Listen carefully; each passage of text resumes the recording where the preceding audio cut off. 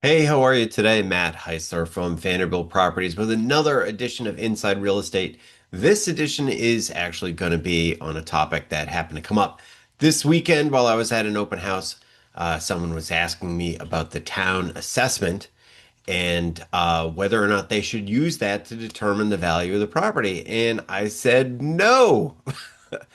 So it turns out that town assessments are roughly relevant to where the house is, but fundamentally they're for different goals. A town's assessment is for tax purposes. It's not really for accuracy. They're trying to make sure they have some sort of consistent value for the house that is not representative market value. They're not trying to figure out market value. They're trying to figure out a value for the house.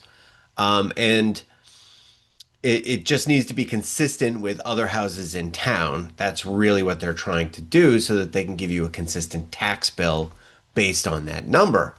And the real problem is that a lot of people think that because the town is using it for tax purposes, that it must be very accurate, that they must have a lot of information about the house in order to come up with that number. And that is, I'm sorry, I'm going to expose the world of town assessments right here. That is not true. It is simply not true. In fact, most assessments are incredibly simple programs that look at the size of the lot and where it is in town and the age of the house and the size of the house. And maybe there's a couple of other things, like they might throw in some additional variables for garages and, stuff like that. But that's really it. That's like the whole ball of wax. So that's not a ton of information. And by the way, most automated assessments are also very similar to that. Fundamentally, the town assessment programs, they rely on houses that are similar in profile, area of town, size, age, in order to determine what the new value might be. So in that way, it's kind of smart. But the logic of these programs and their complexity really hasn't changed very much since they came out in the probably in the early 70s, early 80s. They're really, really simple programs. And so no one should be surprised when we find out that they're inaccurate and so. And the other problem that we run into is the assessment data is a lagging indicator. It's not uncommon for town assessments to be 6 months to as much as 18 months behind the real world data. And that's a function of the fact that they have to wait for stuff to sell in order to start getting factored in. And one house selling doesn't really trigger a whole rising tide of assessed values. They need to see multiple sales in multiple parts of town before that data all gets filtered in and the new values get calculated. So because of the fact that it's a backward looking algorithm and it's delayed, and because of the fact that it really uses very simple data points, it's really difficult for it to be accurate. So if you want to see how inaccurate it is, I just took a look at some houses. I looked in both Southborough and Framingham to sort of, that's two different towns and they have two different algorithms and two different markets at the moment. And so I just thought I'd go through a couple of the sales there. And again, these were typical. There were almost no assessments that were close to market price, like none. So, but just to show you how far off they can be, we're going to dive right in here and take a look at some of these things. Now, the first couple I'm going to talk about are in Framingham, and these were ones where the assessment was pretty close. Okay.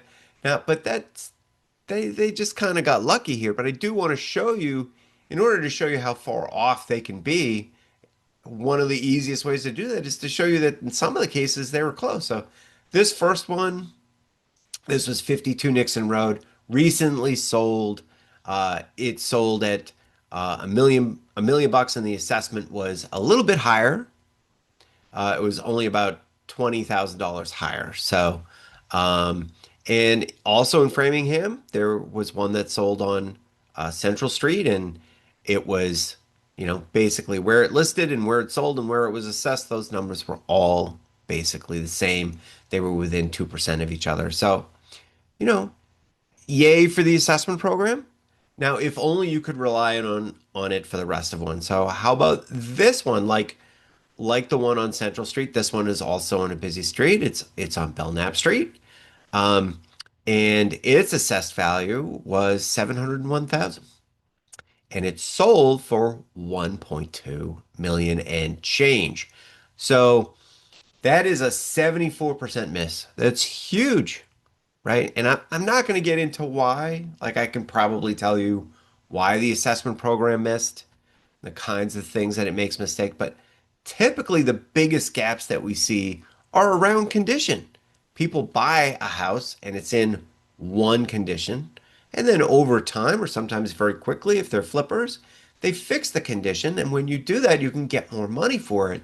But the assessment program, to the assessment program, it hasn't changed at all until it sells, and then it changes, right? And then it doesn't really say, well, the house must be in much better condition, but basically that's the only variable left unaccounted for in the system. So it just sort of assumes that, right?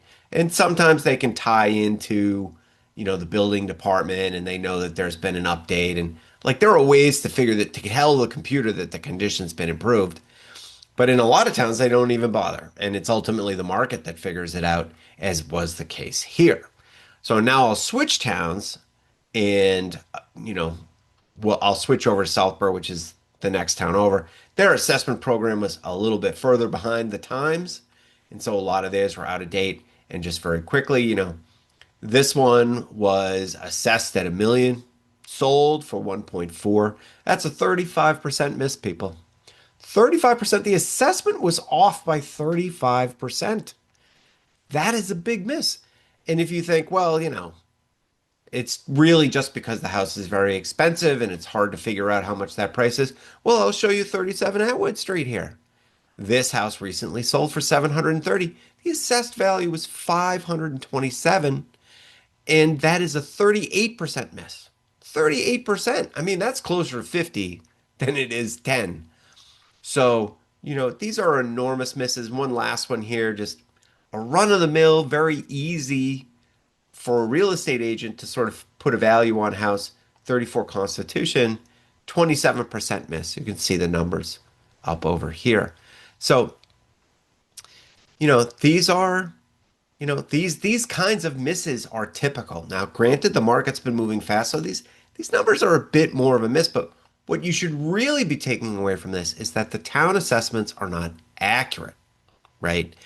The fact that they're all making big misses is interesting in and of itself, but you cannot rely on this number in any meaningful way. And it is because ultimately they can't, there's a lot of stuff that the computers just can't figure out about the house. If someone improves the floor plan by taking down a wall, they can't see that. If someone expands the house and makes it bigger, they can't see that. If someone updates a bathroom, which most buyers are happy to pay extra for because they don't have to do the updating, they can't see that. They don't know. Computers are very dumb. These programs are very dumb. Even Zillow's vaunted Zestimate, okay, runs into exactly the same problem. So I did a very detailed analysis at one point in time. The average miss was 14%, and it could be in either direction for Zillow. I'm sure there are parts of the country where it's more accurate, but in New England, it works really badly. We have a very varied amount of housing stock. We have a lot of different lot quality issues, and Zillow just can't make heads or tails of it. So, every once in a while, it is accurate.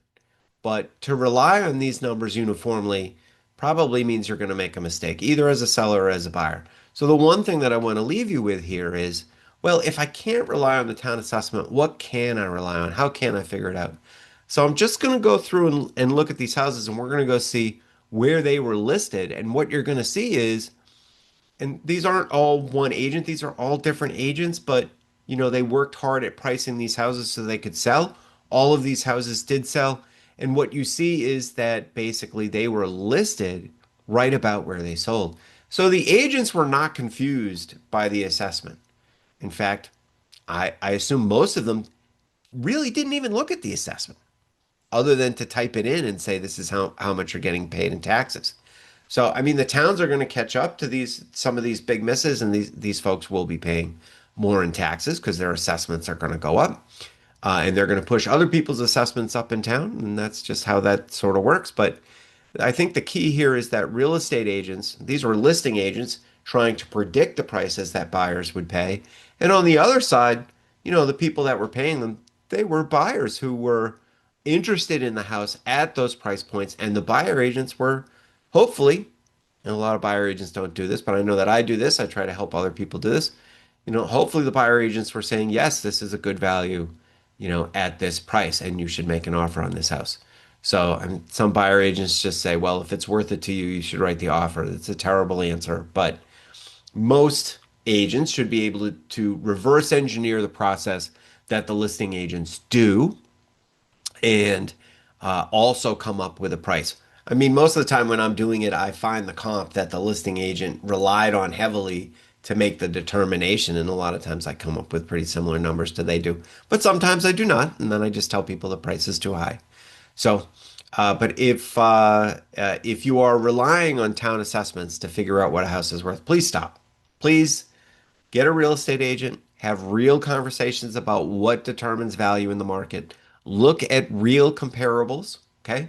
Most buyer agents are happy to produce comparables for you so that you can see what other stuff that is similar is selling for in that market. It's generally not a hard process. You just need to ask, and then you'll be fully informed and you can, commit at a purchase level that makes sense. So, I mean, obviously with pricing, there's a lot of stuff that factors into it, but most people can get much closer than the town assessments with just a little bit of overview and history and a knowledgeable buyer or listing agent. So I hope this is helpful, and we'll see you next time on Inside Real Estate.